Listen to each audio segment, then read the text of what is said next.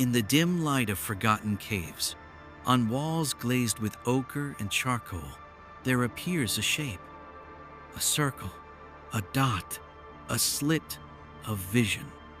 Not merely decoration, but a mark of awareness, the first human footprint in the landscape of consciousness. Long before temples or scrolls, our ancestors pressed pigments to stone, and in doing so, they sketched the spark of perception itself. That single arc, the half-closed lid of an ancient gaze, spoke of something deeper than sight. It spoke of witnessing, the silent presence at the edge of experience that says, "I am here." From the caves of Lascaux to the rock faces of Tassili, the eye was drawn. The pupil, the eyelid, the gaze that never blinks. Across millennia, the symbol traveled east. It entered the fertile plains of Sumer, etched in clay tablets, rolling into cylinder seals, watching over gods and kings alike. In those earliest city-states, the eye became the sign of the divine watcher Nin Irsu's gaze, protecting canals and fields. Ishtar's glance awakening desire and war. But its lineage reaches deeper down the silent corridors of collective memory, where the eye is not a tool of power, but the imprint of knowing. Because to draw an eye is to recognize the presence of something that sees you back.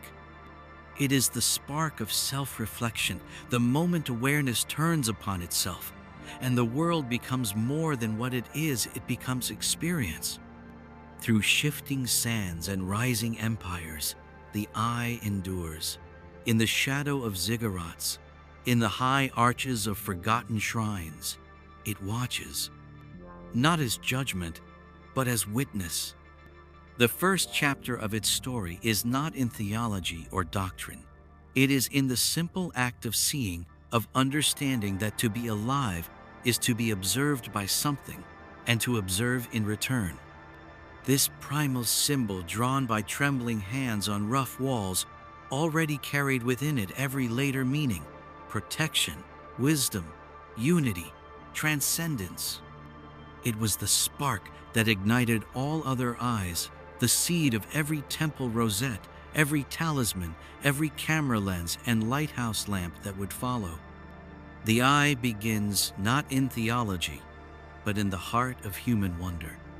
Before belief, before power, before faith, there was seeing. And in that seeing, there was knowing.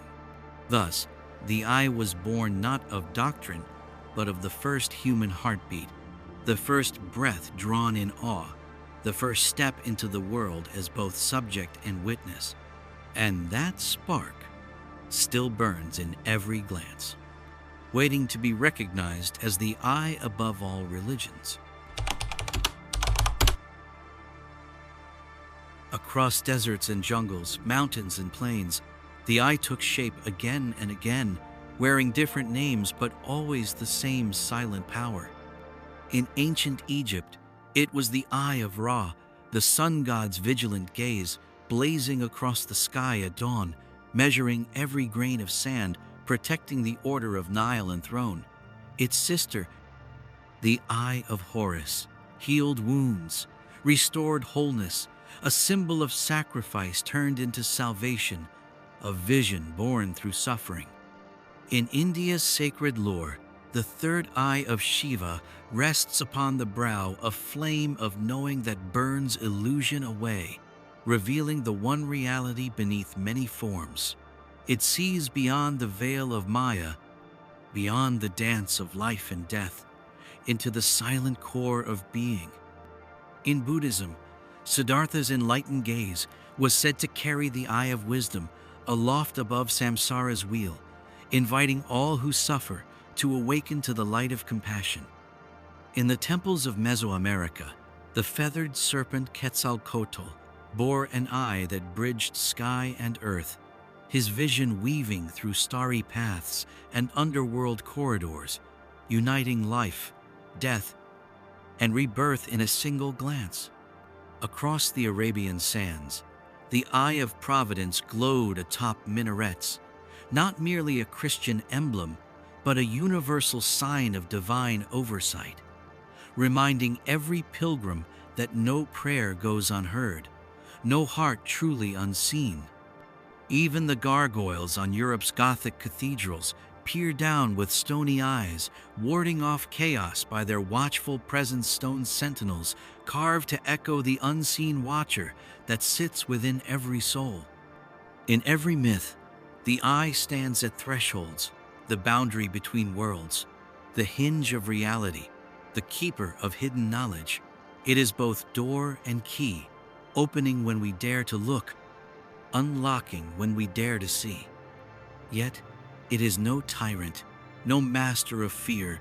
Wherever it appears, it carries a gentle promise, the promise of guidance, of healing, of inner vision. Because the true power of the eye lies not in controlling others, but in unveiling ourselves, in teaching us to witness without judgment, to observe without fear, to look within and meet the silent watcher there.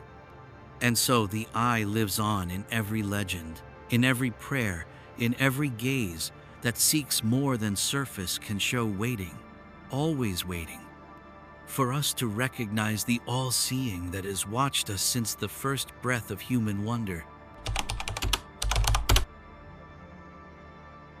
They built windows in the shape of eyes, not by accident, not for mere decoration, but so that stone, glass, and light could speak in the language of vision, the language of the eye.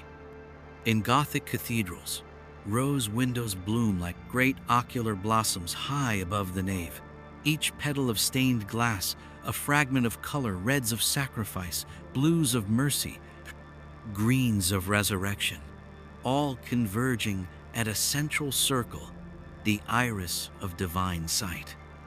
When sunlight pours through those circular eyes, the walls awaken. Light fractures into prisms, painting the stone floor with living mosaics. In that moment, the building breathes. It consecrates itself in chromatic flame. But the eye is not solely Christian. Look to Hindu temples, the garbhagriha, the womb chamber, framed by a stone lintel carved with almond-shaped eyeballs. Here, the deity's gaze is not hidden away, but focuses on the devotee's heart. Pilgrims enter. They stand before the inner sanctum, and the carved eyes of the god lock with theirs, offering a silent communion beyond words. Even mosques carry this theme. The mihrab niche, arched and pointed, resembles an eye half open, a gateway for prayer to pierce the veil toward Mecca. Light pools within, illuminating verses in Kufic script, as if the words themselves are watched over by a knowing presence. In Mesoamerican pyramids, the facade is not flat, but rises in tiers, each step a lip of an eye, the summit a brow. From certain angles, the entire structure seems to gaze upon the valley below. The shadows cast at dawn and dusk trace the lines of an enormous ocular face etched in stone. Shinto shrines in Japan, though minimal, bear torii gates shaped like eyelids, opening the path between spirits and human pilgrims. Under the rising sun, the gate becomes a pupil, the sacred drape a curtain of lashes, inviting passing travelers to step through the world's blink into the realm of the kami.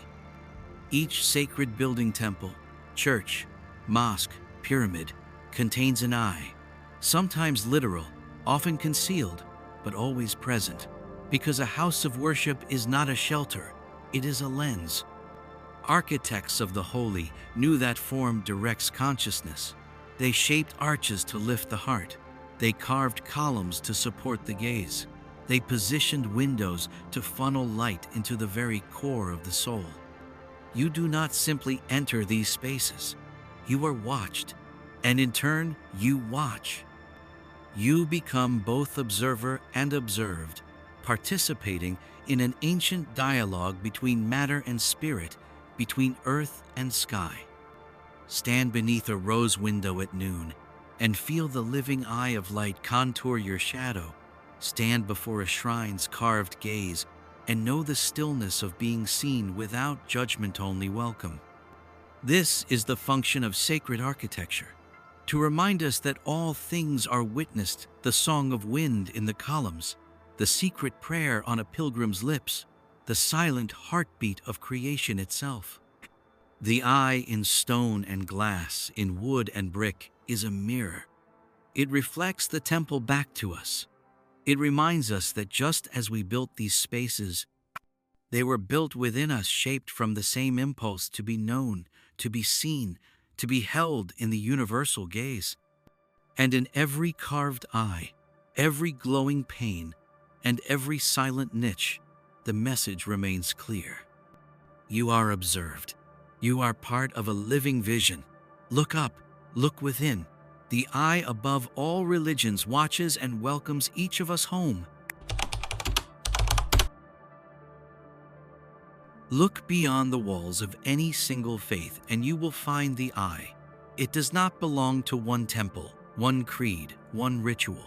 It drifts across deserts and forests, across oceans and mountains, a universal emissary of awareness, slipping through the divisions humans erect in the name of belief.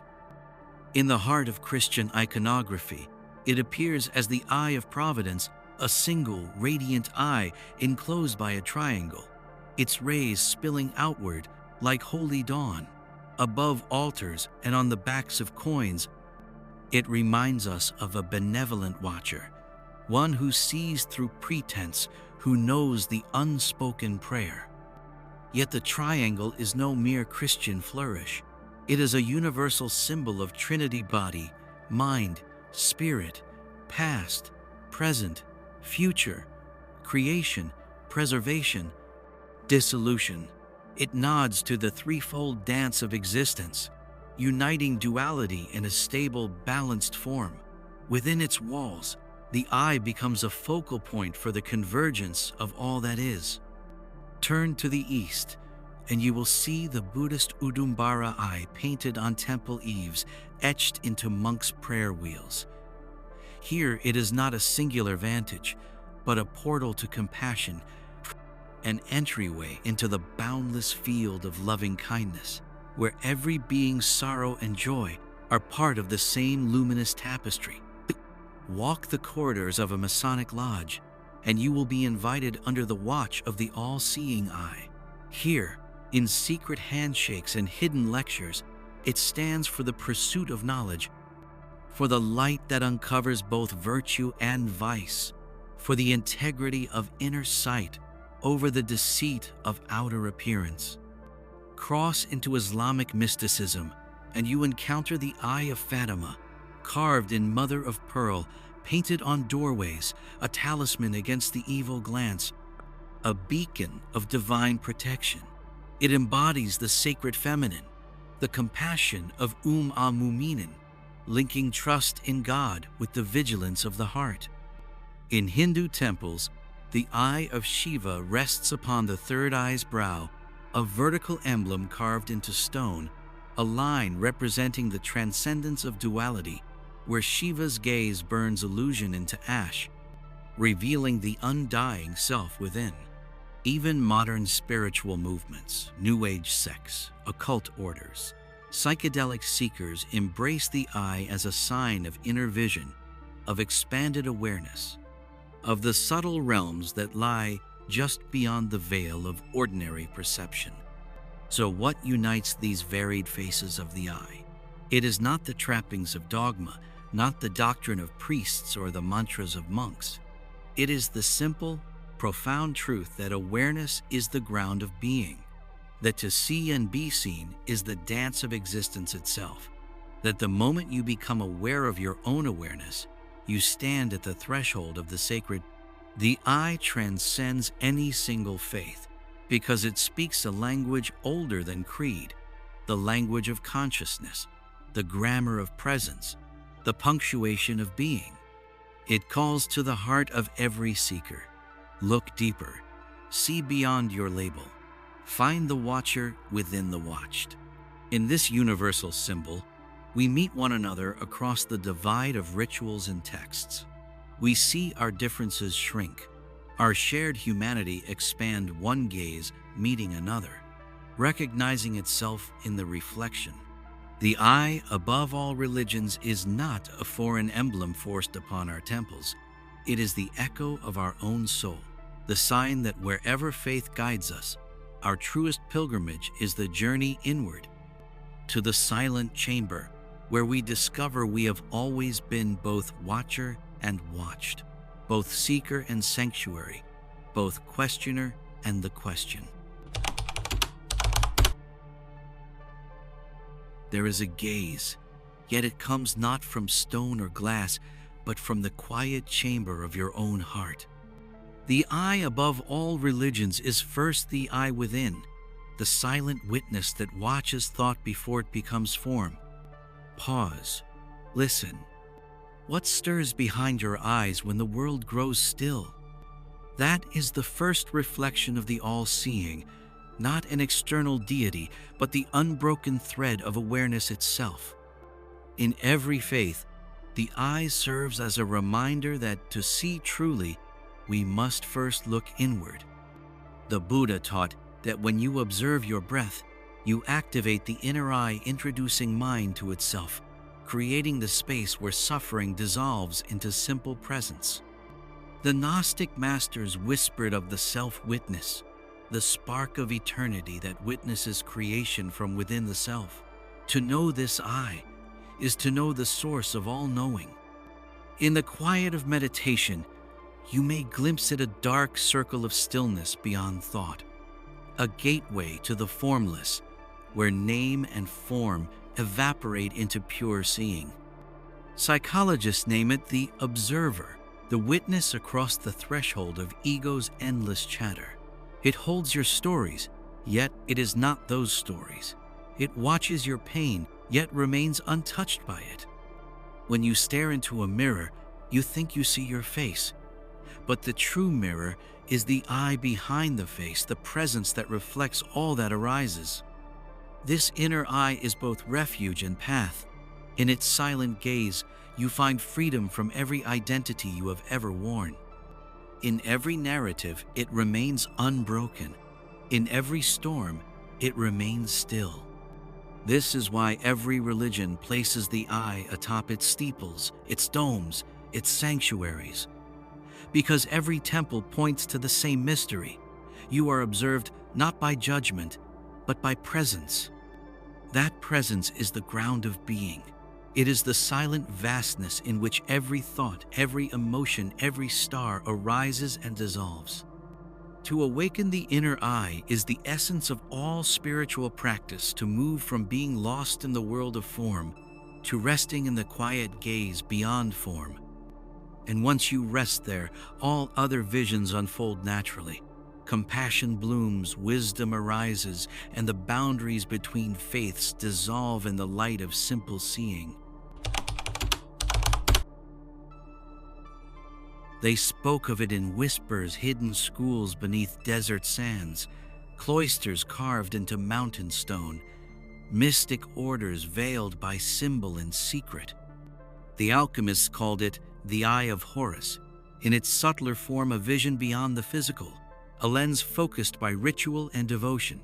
Under their crucibles and alembics, they practiced trataka, gazing softly at a flickering flame, training the mind to become still, awakening the inner seeing that sees not with flesh, but with the soul's aperture. In the Sufi orders, masters spoke of the eye of the heart basira, the faculty that perceives the divine fragrance beneath the veil of form. Through dhikr and whirling, they spun themselves into unity, until the outer vision dissolved, and the eye within opened to the luminous field where lover and beloved are one. The Rosicrucians concealed it in their rose and cross emblems, teaching adepts to polish the mirror of awareness until it was free of all reflection, but the pure light behind reflection, the noetic eye that perceives the forms of nature and the pattern of mind with equal clarity. In Tibetan Buddhism, they speak of the three eyes of the Buddhas, the two of flesh, and the third of spiritual sight. It is painted on temple walls as a circle with two eyelids. a symbol calling the practitioner to pierce the triad of illusion, to awaken to the truth beyond the dualities of samsara's wheel. And in the teachings of Hermeticists, the eye appears as the symbol of that which sees itself, a self-reflexive gaze, the mirror turned inward, where subject and object coalesce in the spark of pure awareness. Each tradition offers methods, incantations, breathwork, geometric mandalas, the repetition of sacred names, all designed to quiet the chatter of the mind and steady the breath so that attention can sharpen, become a single pointed beam lighting the hidden chamber where the inner eye resides. These esoteric practices share a secret. The eye above all religions is first the eye within. No doctrine can awaken it, only the disciplined descent into silence, the willingness to meet oneself without disguise. And when that inner eye opens, it sees with compassion, it knows with clarity, it embraces with equanimity. The watcher inside becomes the teacher, the mirror, the path. And every tradition, though draped in different names and rituals, beckons to the same mystery, to open the eye of the heart, to behold the light that shines beyond all divisions, and to return to the world with sight renewed, with vision deepened, with the sacred gaze that sees all as one. We once drew the eye on cave walls to mark our awakening. Now we place cameras on every corner, and satellites in orbit. Technology has become the unblinking eye, watching over fields of data as we once watched over herds. The camera lens mimics the pupil, capturing light to record memory. Every photograph is a silent witness, each frame a fragment of time, a pixelated echo of that first eye sketched in ochre. In the digital age, algorithms watch our patterns, predict our desires, feed us reflections of ourselves in streams of curated content. The eye has multiplied, embedded in every screen, every sensor, tracking footsteps, heartbeats, and glances across the shifting landscapes of the internet. We live under the gaze of networks, not divine but pervasive. In CCTV corridors, in the glow of smartphones, we are both observer and observed, our privacy exchanged for the promise of convenience. Yet this modern eye carries a paradox. It can connect us across oceans, yet isolate us within ourselves. It reveals truths, and yet obscures nuance. It offers oversight, and yet demands surrender of freedom. AI systems learn to see patterns in our speech, in our faces, in the rise and fall of our emotions, becoming adept at predicting behavior and influencing choice. They become mirrors reflecting not our souls, but our data. And as the eye of technology deepens its gaze, we are challenged to awaken the eye within more fiercely, to remember the silent witness that rests behind thought, unrecorded by any machine, untouched by any algorithm. Because the true eye above all religions cannot be hacked, cannot be surveilled, cannot be commodified. It is the still point in the cyclone of information, the unblinking presence that sees both subject and object, both watcher and watched, beyond the flicker of screens. So we build temples of steel and glass, skyscrapers crowned with antennas, our unspoken altars to the new eye. Yet the temple of the heart calls us still to close our eyes, to turn inward, and meet the ancient watcher there, the one that predates every camera, every code, every stone. In this convergence of myth and circuit, the challenge stands clear. Will we become mere data points beneath the unblinking digital gaze? Or will we awaken the sovereign eye within the gaze that cannot be watched, the witness that remains free? The future depends on the choice we make, to build eyes of steel, or to remember the eye of the soul that shines beyond all surveillance. There is a way of being that transcends both faith and technology, a response to the eye that watches, a step beyond mere observation. It is not about closing all eyes nor surrendering to every gaze. It is about embodying the universal watcher, living from the still point within where subject and object merge. Imagine a life lived with the inner eye open, each moment held in compassionate witnessing, each action guided by the silent presence that sees without judging, knows without grasping, loves without clinging. In the hush before dawn, when the world is a breath away from silence, you may feel it, the gentle pulse of awareness, an echo of that first human heartbeat recognizing itself in the vast unknown. To embody the universal gaze is to become both prayer and prayerful listener, to hold others' suffering as your own, to see your own pain as a call for compassion, not punishment. It is to speak and act from the place of unblinking truth, where every word is offered as a gift, every gesture as a bridge across separation. This way of being does not demand rituals or rites, though it honors them. It asks only for presence, a single pointed turning toward the living moment. When you face another's eyes, you glimpse the same watcher that gazes within you. You see not a stranger, but the same consciousness wearing different form. This recognition dissolves fear. It dissolves the need for rigid creeds, the need for all-seeing cameras, the need to control what is always already seen. The eye, above all religions, invites us home not to a building, but to our own awareness. It asks us to become temples of seeing, to build sanctuaries of kindness within heart and mind. And in this living gaze, the world transforms. Walls of division become thresholds of meeting, screens of separation become portals of connection. Souls once lost in judgment find their way back to the unblinking light that has always watched them with love. So close your eyes and open your inner eye.